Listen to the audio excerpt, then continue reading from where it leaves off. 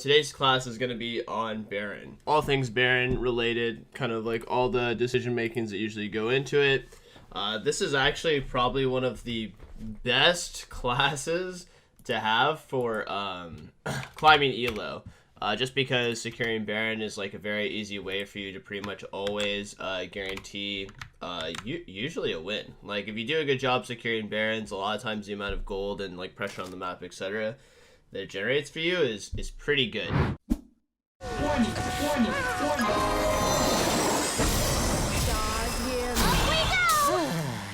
So first off, we're just gonna start with the simple things. And we'll kind of build on that. Plus then we have like a lot of videos on, you know, how to make those good decisions on like what you're supposed to, you know, when you're supposed to actually do Baron and how to like approach those scenarios one step at a time. So first off, we'll just jump right into the first part, which is going to be warding around Baron. I mean, a lot of people would tend to always struggle with this, which is just like, how do I get control of Baron? So it's pretty systematic, and we'll actually see it in a couple of our videos in 2 of these. But what we want to do is we want to establish vision in the top side of the jungle. Obviously, this is because we want to see if anyone is approaching the neutral objective, and we want to be denying vision as much as possible. So let's tackle it from the blue side first, which is going to be the bottom side, where we want vision, how we want to do that vision, etc. And then we'll switch sides and we'll go for the red side afterwards. Then we'll talk about, you know, positioning, things that go into the decisions around Baron, how we want to do Baron, etc. So without further ado, let's jump into vision, right? So when you're on the blue side, ideally you want a couple pieces of vision. Number one is we usually want a ward down mid lane. This is the reason behind this is we want to see how many people are pushing through mid lane and are potentially moving through the river right here to contest this location. That's why the mid lane ward is really, really helpful for us. And in general, as like an aside, whenever we're obtaining vision, we always want to push the wave past the mid part and then enter into the areas to get vision down. This is like pretty much one of our vision 101s in terms of how we want to create pressure and get vision down. Now there's a couple of places that you can place wards down depending on how much pressure you have is usually what we want for our situation. So number one is obviously the super line, which is going to be this line right here, as you can kind of see me drawing it across, which is just the most information that you can ever get in a scenario. One drawback of this obviously is that you won't have vision over the wall nearly as well, but you'll know where people are coming from. This vision is really great to do what I call trapping, which is kind of the concept that, you know, you have forward vision, so you want to catch people around these areas. So we always want, if we have this kind of vision, what you're looking for is to catch people. You know, stand in this location, etc., and try to kill people, which is going to be actually our first video, which is right here. So as you can see right here, we've actually pushed in the wave all the way, and we've established vision up and down in these exact locations. So this is a perfect example of that. So as you can see right here, we've gotten all our vision down in this location. So the next goal that you want is to trap somebody. You want to catch somebody, because obviously, as we've established before, if you don't have like any pinks in this location or anything like that, then once they walk through this area, you won't be able to fight over the wall very easily because you can't see where everyone is standing. So this is pretty much a primary thing where if you establish this kind of line of vision, we want to trap. We want to catch people, you know, have them walk in, force pressure on them, etc. So as you can see right here, we're just chilling, walking back and forth, and just hanging out in this brush for the most part. Because of the control that we have, you know, obviously we have all the pushed in lanes, etc. We're able to just score a kill on someone immediately. We have all this outside vision right here, and this allows you to just basically guarantee yourself to start the Baron. So in scenarios where you make that catch, you have all that vision, etc., you just ping the Baron and go for the Baron afterwards. Another thing to note, by the way, in all situations is after you've made your trap, and you can kind of see it in this video, the Ivern isn't the jungler, the Zac is. So the next thing that we always want to focus on while we're doing Baron is focus on finding the jungler. This is especially true if you're a tank support.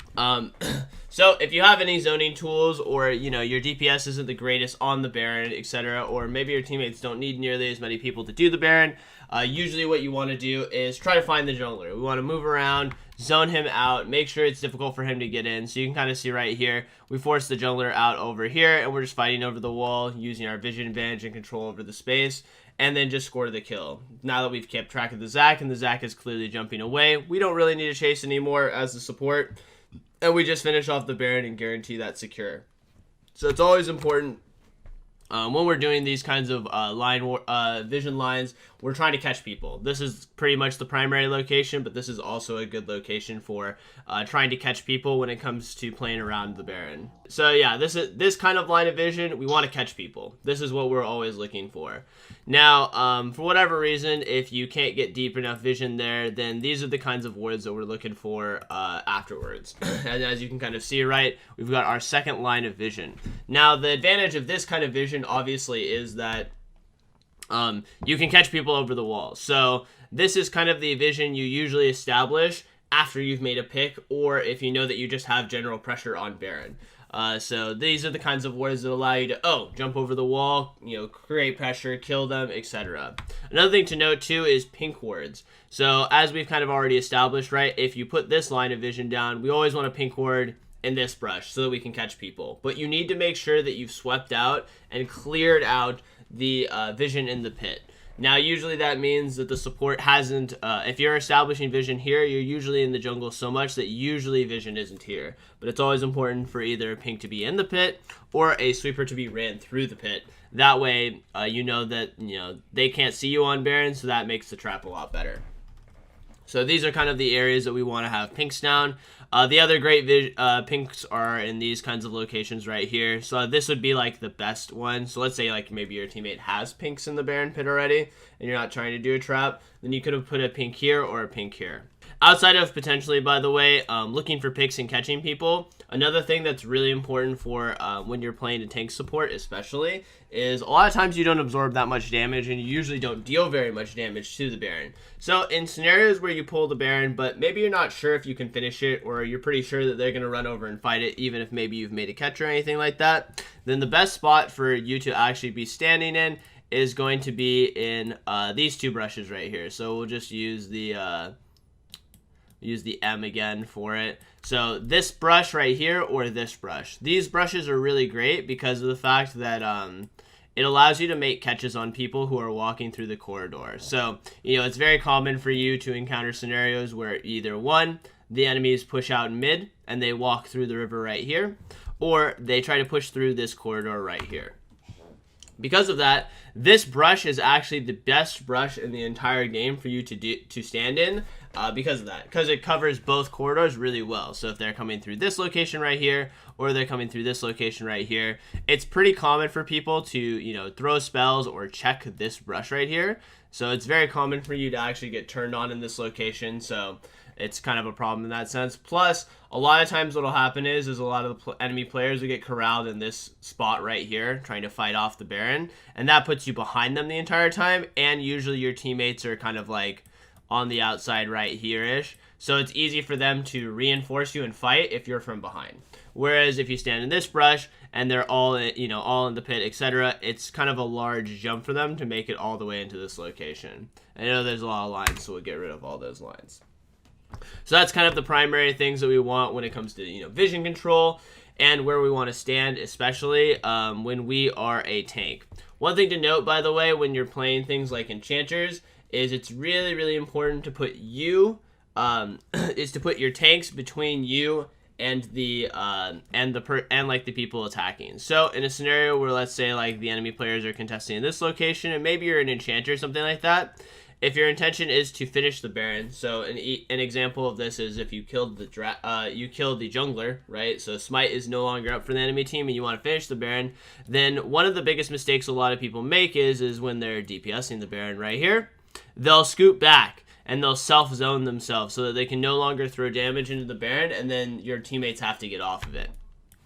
So if you run into a scenario where the enemy players are contesting in this concave and you are someone who needs to deal damage to it, or maybe you're an enchanter, etc., getting to the back of the pit is actually what you're supposed to do. It's what a lot of people struggle with, and it's why like a lot of Baron turns and Baron fights tend to go really bad, because a lot of people do this scenario where they self-zone themselves because the players are contesting, right? And then they can't deal damage to it, so then your tanks feel obligated to either get off of it, or they just take a bunch of extra damage for an unnecessary reason because you're not DPSing it. So whenever you are a carry, or even sometimes an enchanter like champion, and your damage and your power into the pit matters a lot, then just go back in the back of the pit. That way your tanks are sitting between you and the players. So like your tank, your player tanking it will then be the first one that gets jumped on, so then you can put buffs on them or DPS behind them, etc., and you can push through out of the pit. So those are kind of like the contributing factors to how we want our blue side to look. So next we'll just jump over to, and we'll kind of put this right here. When you are a tank support, look for turn angles. Stand in brushes. Don't be just face DPSing the Baron. Your damage doesn't matter. So we kind of tackled kind of where we want to stand and stuff like that for that side. And then next is going to be the other side. So when we're on the red side for vision control and kind of where we want to stand and how we do things, it's going to be a little bit different. Since on the blue side, it's easier for you to get deep vision, as we kind of talked about before, and make traps. There's not nearly the same availability when it comes to getting deep vision down for the other side. So actually, the way, ideally you want vision is kind of like this. So these 3 wards right here, so you can kind of see players running through these, multiple corridors, and so that you can see if people are contesting through the mid lane. Now, standing in locations for turns and also making catches is a lot more difficult in these kinds of scenarios. But one thing to note is all the places that your opponents will push through are all chokes. So as you can see right here, these are both chokes and corridors. The best opportunity for you whenever you're playing something like a tank support is to stand in this brush, and as they're pushing through this brush, to force in this corridor, because it's a really good choke spot, easy for you to lock people down, etc.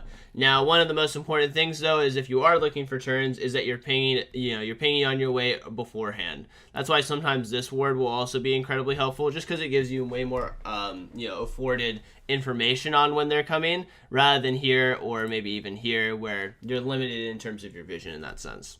Also, another thing to note too is pink wards. So as you kind of saw beforehand, when we're on the bottom side contesting the top side, we want to pink in the full pit, denying vision, etc. But actually, when it comes to pink warding, when we are the red side, top side, the way we want vision is actually way different. So usually you'll want to have a pink in this brush, because this is one of our turning locations.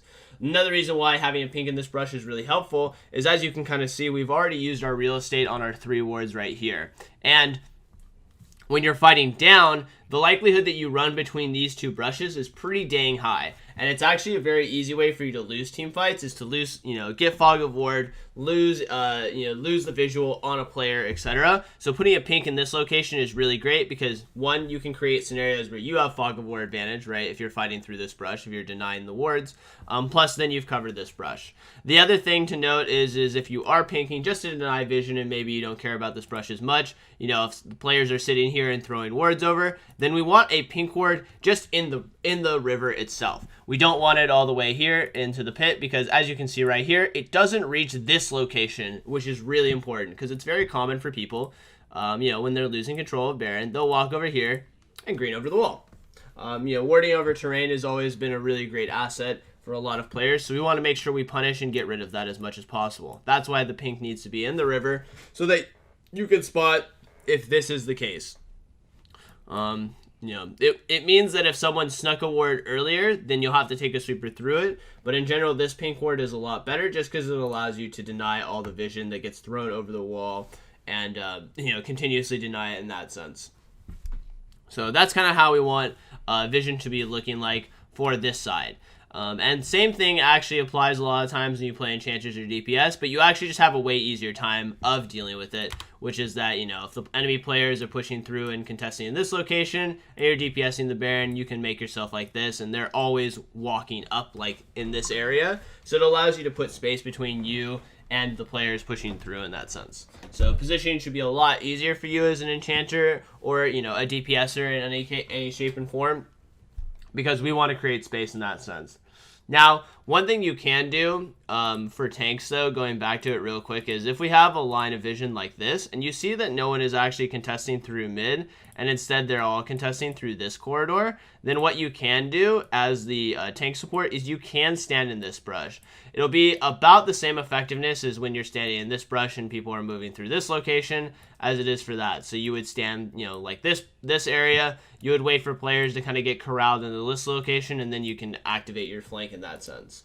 The most important thing really is just understanding this pretense, kind of like when we went over our dragon class way earlier in the forefront, which is that usually if you're a tank support, you don't really need to tank the Baron in most cases. There are rare cases where you do, so this is obviously adjustable in some cases, but in most scenarios, you don't need to be tanking the Baron, and your damage is negligible to basically irrelevant on neutral objectives in all cases. So what we want to be doing is, we want to be in a position for us to turn fights, to create pressure, to do things. Because if we're doing that, then what'll happen is we're in a lot better shape for being able to turn fights, and it's just way easier for you if you're on a flanking position to connect to important targets.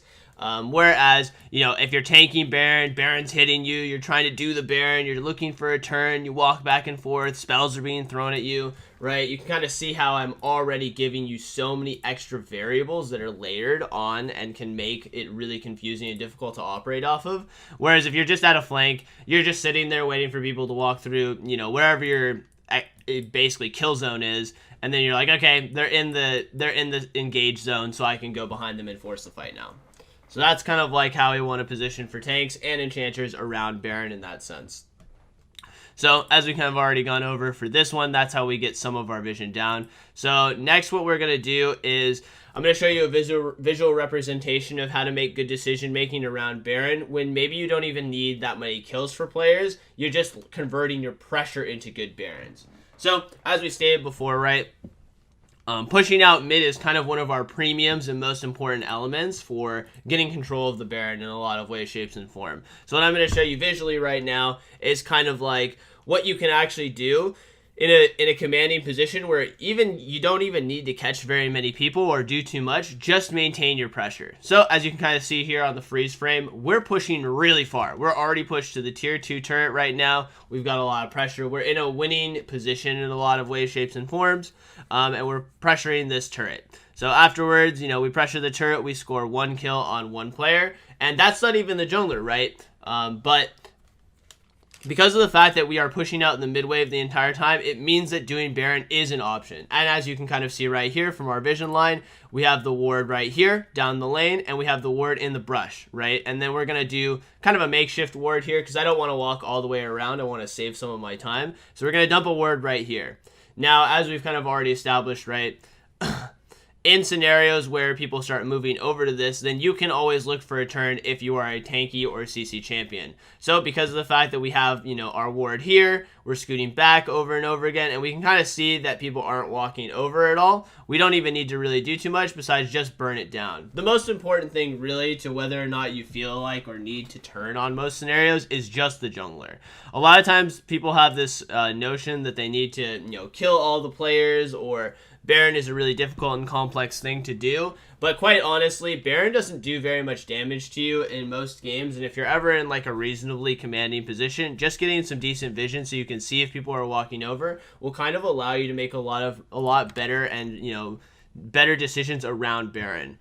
A lot of the most important thing, by the way, for playing like in lower elos, because I know a lot of people struggle with this in lower elo games, is that once you establish the vision, just spam ping it. A lot of times, one of the main reasons why I can climb in higher elo is just because I secure Barons, spamming pings to do Baron. So anytime that you feel like, you have good control, you've pushed it in, you have good vision in most cases, we want to make sure that we're converting that into things like the Baron. The Baron is a huge gold swing, gives you a ton of EXP, so learning how to kind of make these decision makings is really important. Now, one thing to note when it comes to making decisions around Baron is kind of like, let's do a things to factor for Baron. So number one is, where is the jungler? This is the number one thing that's kind of like the most important thing, is just keeping track of the jungler. So as you kind of saw from the first video that we went over, right, even though we took out a player, we picked off a player, etc., we still had to kind of walk over the wall, make sure we're zoning away the jungler so he doesn't steal it or anything like that. So anytime that a player has a steal potential on you, we want to make sure that we are stopping that as much as possible. It's a little bit harder, obviously, with an enchanter, so you usually want to bring someone with you, but it's a very important thing to do. It's kind of one of the factors that gets skipped a lot when it comes to Baron in general, especially as the support, but you can kind of do this on other roles too. You know, if you're an assassin mid laner or just someone with a lot of mobility, you can go over the walls, push or pressure the jungler or other people around and use that to, you know, secure your Baron. But number one thing that I always want you guys to consider is, where is the jungler? In scenarios where the jungler isn't close, or you've killed the jungler, that's the reason why you're doing the Baron, then make sure that if jungler is not a threat, make sure to secure the Baron, aka don't do things to turn off it.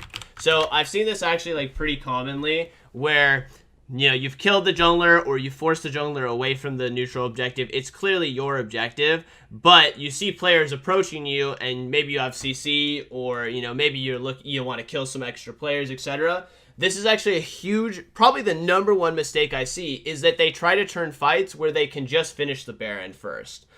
So make sure that you are getting that Baron first before you turn fights in a lot of cases. If the Baron is, you know, under 5k, always burn it. This is like basically a non-negotiable.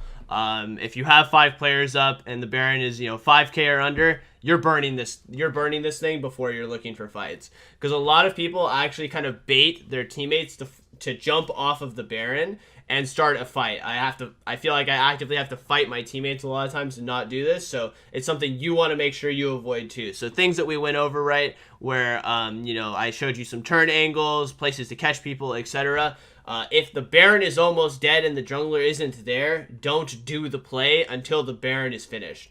Because otherwise what will happen is, a lot of times your teammates will turn off of it. You'll score maybe 1 or 2 extra kills, but you'll use so many resources and the Baron will reset that a lot of times the window that you had to finish off the Baron, or, you know, the jungler couldn't make it to it quite fast enough, or the jungler can respawn now, won't be there anymore after you fight and it resets. So that's why this is one of the number one important things to always remember when it comes to Baron.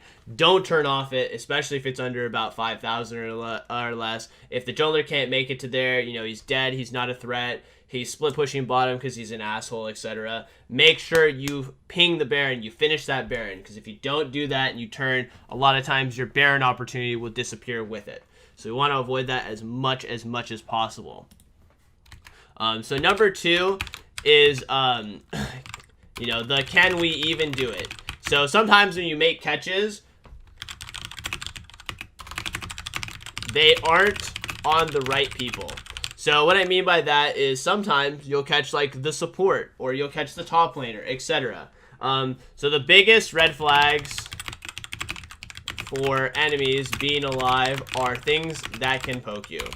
So obviously we've all had these scenarios, right? You kill a ton of players, you want to do the Baron, etc., but you actually just get poked to shit while you're doing it and you can't actually finish it. So pretty easy examples of this right now are things like Ezreal. So if an Ezreal is pretty strong and he's alive, then sometimes you can't do the Baron if you're relatively low on HP, because of the fact that you're worried about a poke angle. So sometimes it's actually better not to do the Baron. If the Ezreal is alive, he can create pressure on you, or he's at least something that you should have as a consideration. So maybe what happens is you've killed 3 players, but like a really strong Ezreal is alive, for example, or, you know, there's another poke champion. We'll just use Xerath as an example, but not a good example since he's not played that much, and you're worried about getting poked. Then what you should do is you should treat those poke champions just like they're the jungler. So we want to pressure them. We want to look to catch them. We want to, push them out of scenarios. The most important spot really when it comes to Baron is this space right here. This open space right here. Because this is the easiest way for players to, activate a concave, right? They have a lot of space to move around in this location, and it's an easy way for them to fire spells at you the whole time. The other, obviously, kind of bad spot is this kind of location right here where, an Ezreal or a Xerath can, show up and throw spells at you. But really, I think that's way more avoidable because all you do is you just don't walk to the edge of the pit right here and you just stand on the outside and you'll usually be fine. Whereas, this position that I pointed out right here, they can hit you at all stages of you doing the Baron. So in cases where there are poke champions, we're worried about them, etc., make sure that you treat them as basically a maximum threat level as the jungler. So those are kind of like the most important things when it comes to stuff like that, when it's kind of going around for our Baron. So next is timings. So a lot of people struggle with timings. Timings are really, really tight in this game when it comes to, finishing off a Baron, knowing when we can do stuff, etc. So what I'm going to actually show you is how to convert a fight that doesn't even start when Baron is up to actually a Baron, and I'll explain kind of the factors I put into it so that you can heavily apply this too, and we'll kind of go over a lot of the general factors that go into making decisions around Baron.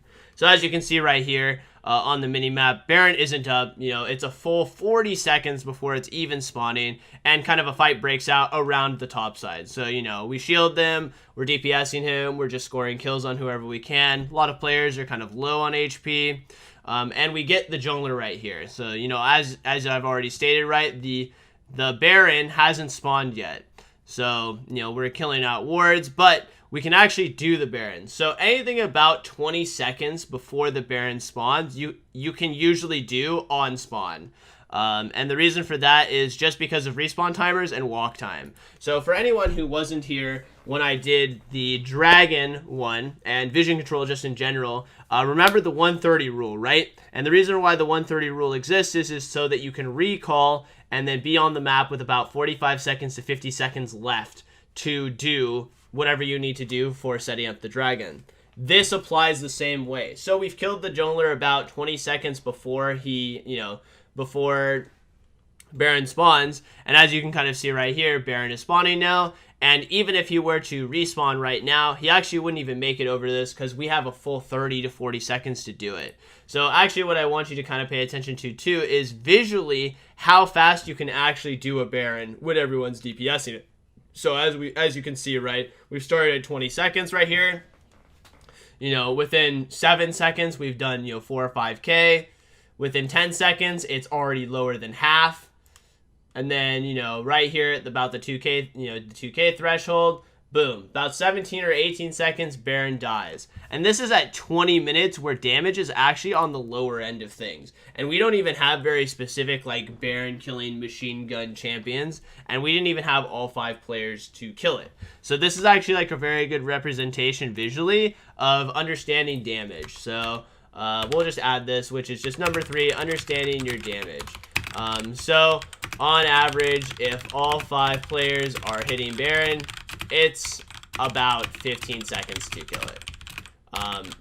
On average, if you don't have like anything that's, percent health, DPS, and like all these special things, etc., if you just have, 2 or 3 damage dealers and maybe a tank or something like that, on average, it takes about 15 seconds to kill Baron. And the reason why I'm telling you a number like this is because on average, so like to build on that, right, on average, it takes about 25 seconds to walk from base to Baron. So anyone that's just off of recall or whatever, you can usually burn the Baron before they show up. Now, obviously, Baron gets a little bit more tricky when, you're starting to do some damage, but then, like, maybe someone is in a flanking position, or you're trying to turn, so you use some spells in that sense, or maybe you're zoned away from doing Baron. But I'm just trying to show you visually kind of how long does it on average take for you to just blow up a Baron. Because I think a lot of people just don't really understand natural DPS on a Baron. So having this kind of good raw number for you for an average, just general looking at it, will help you make better decisions around when you can and can't do Baron. Because if you compare these two numbers together, it will kind of help you understand like, oh, if I force someone to recall, we start immediately. that player isn't showing up. If we're just DPSing the Baron the entire time, that player isn't going to show up, and so you can do it. This is why, like, even sometimes where maybe you just force the jungler to recall, you can actually do Barons pretty easily because of the fact that, you know, you can kill Baron really, really fast. And Baron, for the most part, doesn't do too much to you in of itself, as you can kind of see from this, right? Actually, yeah, there's only 4 players even DPSing it. And I would say that, like, we have just, like, kind of a general average DPS group. And even Caitlyn gets off of it relatively early to do it. So, that's actually a really easy way, by the way, for you to sneak advantages in the early stages, is if at around 20-ish minutes, if you're thinking about, you know, you've established vision, you killed somebody that's really important, maybe a player is bot lane with no TP, etc., these are good numbers to always remember, is 15 and 25, for you to make good decisions around Baron. That way you can actually get Barons in the early stages despite basically getting nothing. Like, that was just 1 kill in this game, and we were able to convert it into a full Baron in that sense. So being able to look for these angles and kind of work with your teammates to do that is really, really important. So next is kind of just like another visual representation of it, which is, you know, making sure that after 20 minutes, you keep it as an option. So one of the things that I actually see pretty often in, like, lower elo games especially, is that in scenarios where, oh, this isn't fully back, okay. So in scenarios where, you know, they fight over the dragon, they win a team fight, etc., we want to make sure that we're always getting good conversions in that sense. So as you can kind of see right here, anytime that you have a team fight after 20 minutes over a dragon, always be thinking about Baron. You don't need very many kills usually, and if you kill 1 or 2 critical targets, it's usually your Baron to take. So as you can kind of see right here, right, we've set up for the dragon, which is the main objective that you usually want to play for most of the time, because, you know, doing Baron with all 5 players up can get dicey in some cases. And then because of our vision advantage, you know, the players have to check into us. We're able to score, you know, to go in, score kills, we hit the double snare. Not really the important factors of it, mostly what actually happens afterwards, which is kind of, we won the team fight, and as you can see right here, we've killed the enemy jungler. So we get the dragon really quickly, and you can kind of see visually how long it takes. So at about 29 seconds, 29 seconds from him spawning, we're walking to the dragon, or to the Baron. So you can kind of see right here at about, you know, 10 seconds before he's even spawned, you are already on the Baron. And you can burn this Baron very, very easily. And since we see the Ezreal right here, remember we want to treat poke as a factor potentially in a lot of scenarios. We see the Ezreal, so we know that he's not coming in at all. And just able to burn this Baron down super easily. So anytime that we have dragon fights, this should be your #1 thing. And you can kind of see actually one of the more important things, which is that one thing I want you to really pay attention to is, so we do the dragon right here, and then immediately as the dragon is dying, boom, all pings. So this is actually one of the biggest assets for doing Baron in general, is that if you don't ping it, your teammates won't do it. So it's something that you need to build a habit for in general, and something that I've always been a big advocate for, is that you need to ping the neutral objective. If you have a good decision making on these neutral objectives, this will help you a lot, but it only matters if you ping it, because no one in the game can read your mind. So sometimes doing Baron can be really uncomfortable, right? You know, you feel like you haven't killed enough players, there's a lot of factors that go into it, etc. But sometimes what you need to do is just force your teammates to do Baron in lost scenarios. So basically what I would tell you right here is that acknowledge when a game is over if you don't do something risky. This means like things like Baron if you make a catch. So as you can kind of see on this visual representation right here, game is pretty screwed, right? Like, we're 11 to 24, we're getting pushed in the entire time. You know, it's very easy for us to potentially, you know, lose control of it. As you can kind of see, right, they're walking forward, trying to control the Baron, etc. And we make a catch onto one of the players right here, and then we're just burning down whoever we can, throwing out our spells and pushing forward. Score another kill on one other player, and this scenario, we haven't caught the jungler yet, and the jungler actually gets out. Now, so a lot of people always wonder, like, okay, how can we do this Baron while the jungler is alive? And this is actually a great game for us to show too, because I'm not even a tanky champion, so I can't walk over and start tanking, absorb them, etc. So let's teach you guys how to do the Baron burn right here. So the numbers that I really want you to pay attention to are as follows. So let's lay out the numbers. 3k HP, nobody can blow it up. So at 3k HP is usually a good stopping point because no one can blow it up at all. No one can fly over the wall, throw spells into it, and then like have someone flash over and steal it. So if you're looking to stop damage at a certain threshold, 3k is the sweet spot. And then anything under 2k or under can be burned in less than a second. If players, want to kill a Baron at some point in time, you can burn it in less than a second. So if just one player is standing over the wall and trying to steal it, then you can actually keep it at about 2k HP, and then when you CC the player or, push them away, etc., then you can burn it. So the important thing to note is that I obviously can't go over the wall, and we've established vision over the wall. So right here, as you can kind of see, 2.5k HP. So, around that 3k mark, I'm already moving to potentially try to zone away the person stealing. In this case, it's going to be Cho'Gath, right? Because he has the feast. So when you hit the snare right here, what I want you to do is just pay attention to how easy it is for you to front load all of the damage. So the snare goes through, boom. You get it instantly. So anything under 2k HP is a real easy burn and turn for you at any point in time. So if you're trying to figure out a scenario, maybe you're playing, an Alistar, Leona, Thresh, maybe you are playing a Lux, etc. If you're looking for timings for like how to make sure that you secure that Baron every time, even if the jungler is up, the magic numbers are 2 and 3k. 3k is, nobody can burn it, so that's like usually around 3k, 3 to 4k is where I'm looking around to try to get into position to push away the jungler. This is kind of be on any champion that has any kind of CC in any way, shape, and form. So this is kind of your magic number, right? Because we've established that about 3k, no one can blow it up. There's not enough damage in the game usually if, even if they throw spells into it themselves and try to flash over and smite. But once 2k hits, you can kill that thing instantly, especially since Smite, does just a cool 900 damage nowadays. So you want to make sure that, once you get to that 2k, that you're putting that spell on the enemy player, Cho'Gath, jungler, smite, etc., that can steal it. That way we're stopping the enemy players from moving in and taking that Baron. And so that's kind of like the factors that go into things like that. And that's actually how you can turn around games too, as you can kind of see now. Even though we're in a huge losing position, we've actually been able to secure the Baron off of a pick or two, and just good control around the Baron for team fighting, etc. Do people have questions about Baron or anything that they'd like me to go over that maybe I just didn't cover in scenarios like this? I don't mind going over it, by the way, from other POVs than just support too. So if you guys have questions, this is the best time to ask for them. I guess I have a question for Baron, or I guess a matter concerning Baron. So Yeah, sure.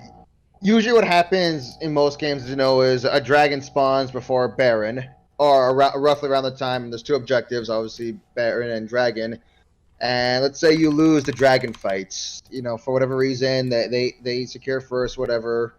But the enemy teams, obviously, they need to back too, because, maybe it was a close fight. It was, you lost 4, they lost 3, whatever. They can't do the Baron, but they still have a numbers advantage. Would you say, as a support, namely an enchanter support, because it's a little riskier, Yeah. do you say just run down the Baron by yourself and try to ward, or the sort of, I guess, like suicide scouting, you have no teammates but the Baron objective is up and they have a numbers advantage? Do you run down to the Baron even though your team's pinging it? They're saying, hey, ward, or I have TP when I respawn. So, or do you just take the L and say, fuck it, I'm not gonna... So it just depends on your circumstances. So for starters, if you lose a fight over at Dragon, you'll watch people walk through mid. So you'll already know if players are going for the Baron, pretty much just based off of that predication almost always. Because if you fight over the Dragon, the likelihood anyone's dealt with this mid wave is basically 0. So that means that these minions are hitting each other. You'll see those people walking over. So a lot of it is just predictive nature. So if you lose a team fight, and let's say like for whatever reason, like you're the M, right? And you just get pushed out of the team fight and you've lost it, well then your first thing should just be kind of like, okay, I should get vision on the other side. it actually ties back to the lesson we actually covered where you were curious about how to get vision down in a losing position. A lot of the times it's just you go to the space where no one is. So it's about being there before players. So, I mean, they have to, you lost the fight, right? And then they're doing the dragon. Yeah. They have to deal with the mid-wave. So you should just always be ahead of them in terms of getting vision down for the Baron. Now, when it comes to these kinds of scenarios, by the way, the best ward to actually get is this right here in the back of the pit or here in this location. It obviously depends on what color you are. So, like, this ward is better if you're the top side. And then this ward is better if you're the bot side. So what I mean by that is as we kind of covered, right, for our pink wards, if you are the red side, the top side, you want your pink in the circle right here, right? Because you want to see if people are walking over and putting wards over the wall. Whereas if you're the blue side, then you want to put the pink in the pit because you want to see if anyone's walking over and putting wards over this side. So the way like you would put vision down in this kind of scenario is just either this spot or this spot, just based on whatever side you are on. So like if I'm on the blue side, I'm going to run to this pit and drop it in the super deepest of ward because the likelihood that they run the sweeper through this location or put a pink here is pretty high.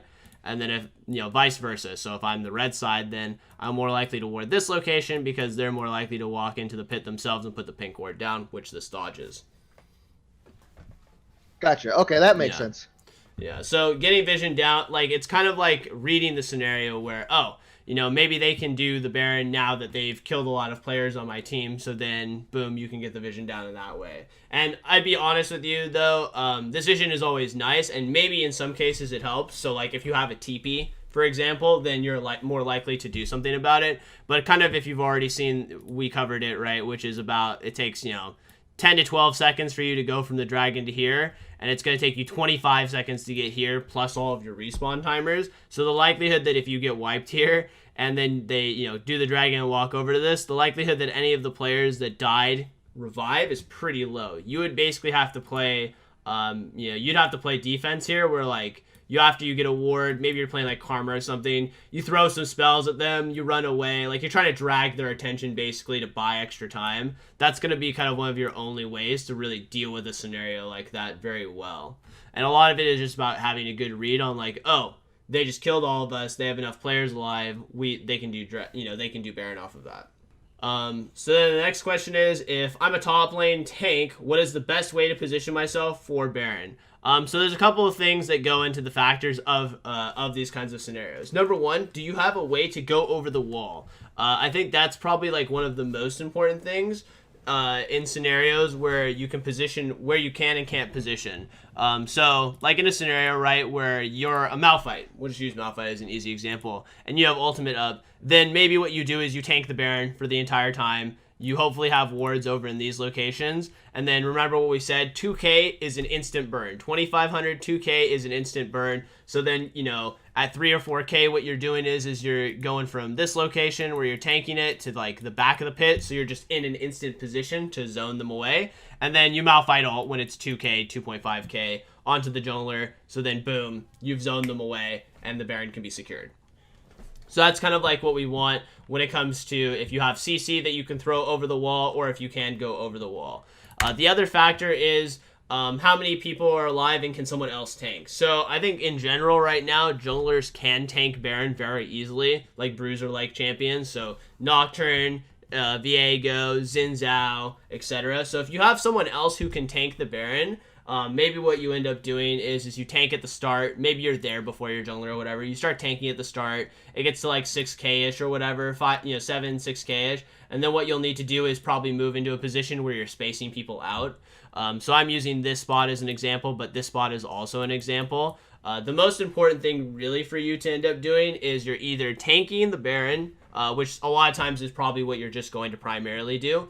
But if you have someone else who can also tank for you, whether it's it's a support that didn't know where to position, or it's your jungler in that case, then what you want to do a lot of times is you want to zone away either the jungler or the carries that are going to threaten you. So a lot of times it's the jungler, obviously, because we want to make sure that it doesn't get smited away from us in all cases. So you're kind of looking for the jungler in this outside area. We'll use this as an M. So you'll probably be on the outside like this, just zoning or whatever, you know, if players are moving through these, you know, these locations or these locations, and just holding the choke in the corridor and spacing them out. But another thing too is just to be, if you're out like this too, what's really great about that is your carries that are DPSing don't have to move, right? So like when they're DPSing, they don't have to move, because I'm sure everyone's had this scenario before. I think we went over it already, which is that, you know, you have a carry, he's DPSing or whatever. We'll use T for right now. So you have your carry, he's DPSing or whatever. Enemy player moves up to this location and they go, oh shit, I don't want to get hit. So they go like this. And now they can no longer DPS the Baron. And we want to try and avoid that as much as possible and facilitate like your carries to do as much damage. So sometimes as the tank, what you have to do is kind of move out a little bit. That way, see how like now you're between your carry and the enemy player who's trying to kill him. That will allow you to kind of defend him in a lot of cases, and then he'll probably do more damage because of that. You're kind of unlocking him to, you know, put more potential into the Baron, faster burns, etc. And that's kind of how we want to do it. So factors, reminders, you know, can anyone tank it? If no one else can tank it, then you sometimes are shit out of luck where you're just tanking it most of the time. And then if people are starting to move in, then you try to maybe pivot a little bit to like be able to reinforce it after like the Baron is dead or whatever. Most important thing, though, is really just making sure that you're keeping track of the jungler and making sure at least someone who can tank it tanks it. Do other people have any questions around Baron or anything like that? I know Baron does more damage in the back, but how significant is the difference? So it's significant if you stand there the entire time, but it's not significant if you move there. So that's why I kind of give you like the good rough numbers. So, you know, if it's like, 4 or 5K, you know, we're moving to the back to start getting ready in that position, but you don't want to stand there the whole time. That's stupid, and I don't know why a lot of people do it, because it just like pelts you and destroys you the entire time. But if you're someone who is a key component in it, oh, I need to CC somebody, or the players are pushing, the enemy players are pushing through this corridor, so I need to be able to still be able to DPS it, then yeah, sometimes you just have to go into the back of the pit to put you or the tanks in between you. Or if you're one of the spell throwers, so like the example of the Lux, the Lux scenario where, oh, I have to, I have to go into the back of the pit, but I'm not starting at the back of the pit. So you see how like I'm not starting there, and then it's starting to get low. You can see me start moving at about 5-6K, and then boom, by the time I'm there, I'm throwing my spell over the wall, CCing them, and I'm not really sitting in the back for more than 1 or 2 seconds. So it's just more about just don't sit there the whole time, but it's fine for you to, move to that location to get your positional advantage whenever it is deemed necessary in that sense. For anyone that's curious, I play Maokai tank. Then, yeah, the other thing that would be really important for you if you play a champion like Maokai in particular is just making sure you manage your saplings well.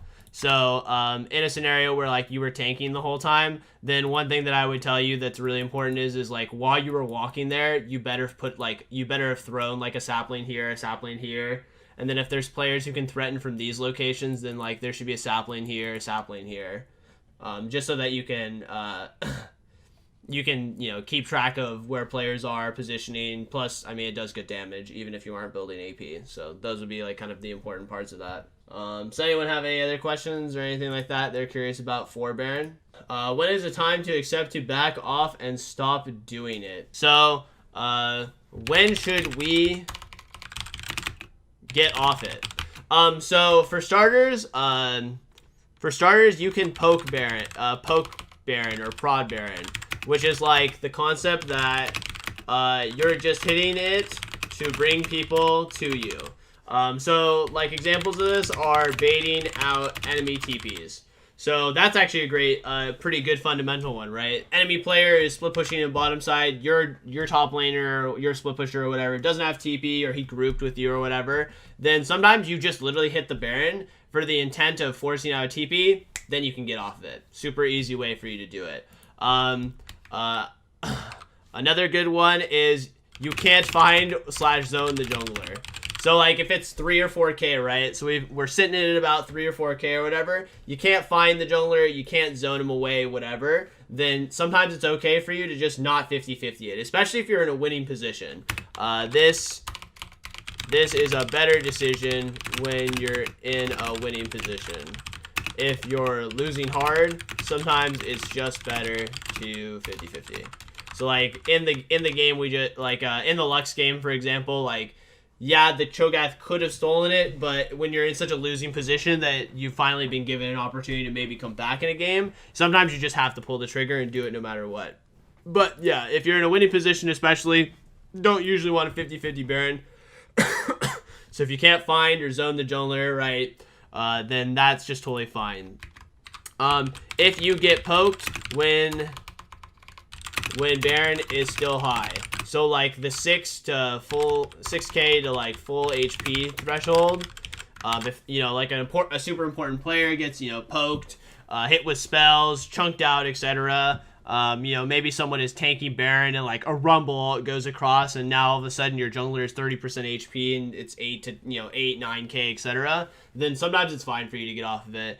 Anywhere above 6k or else, and you feel like you're already in a threat of dying or losing a player, just get off of it. It's not worth it in pretty much all cases.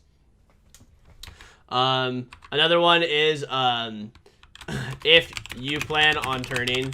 So like, if you have a good flank / catch position, maybe a Thresh throws a hook, like someone gets hit by a binding while they're contesting it, etc. And it's in this threshold, right? 6k plus. Sometimes even like maybe even like lightly like 4 or 5k.